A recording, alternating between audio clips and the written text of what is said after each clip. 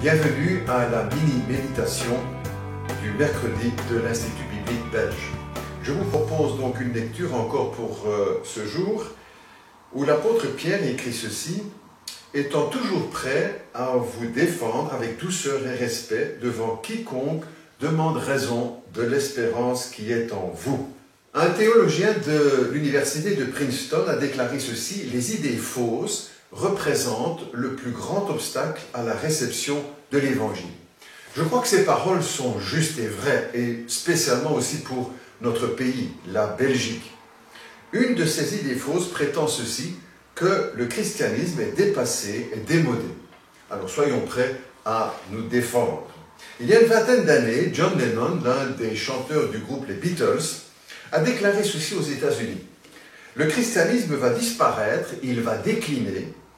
Il ne m'est pas nécessaire de défendre mon idée, je sais que j'ai raison, la preuve sera faite. » Un premier élément de réponse à cette objection sera celui-ci: il y a aujourd'hui plus de 2,5 milliards de chrétiens dans le monde. Et chaque jour, des centaines de personnes encore se convertissent à Jésus-Christ. Mais il y a aussi, ajoutons-le encore, il n'y a jamais eu tant de pasteurs, tant de missions chrétiennes, tant d'églises, tant d'argent consacré à l'évangile qu'aujourd'hui, jamais tant d'évangélistes, tant de livres écrits sur le Christ ou sur le christianisme, jamais tant d'émissions de télé, de radio ou d'autres encore. Pourquoi l'évangile n'est-il pas démodé, ne le sera-t-il jamais? Pourquoi est-il toujours d'actualité? Parce qu'il apporte les vraies réponses aux vrais problèmes de l'homme. Les vrais problèmes de l'homme ne changent pas.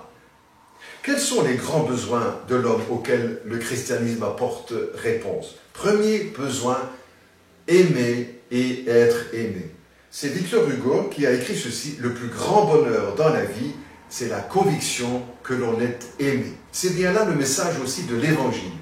Dieu a tant aimé le monde qu'il a donné son Fils unique.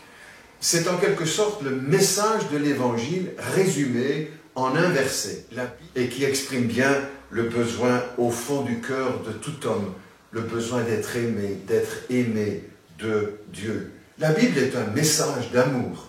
La Bible dit clairement: Dieu a tant aimé le monde, Dieu est amour. Ainsi, la Bible nous dit que Dieu prouve son amour en ce que lorsque nous étions encore des pécheurs, Christ est mort pour nous. L'Évangile reste donc actuel parce qu'il répond aussi à un deuxième besoin, grand besoin dans le cœur de l'homme, le besoin du pardon. Parce qu'en fait, croyants ou incroyants, nous sommes habités par le sentiment de culpabilité.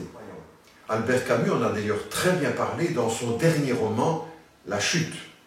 La culpabilité demeure et il est vain de vouloir refouler ce sentiment.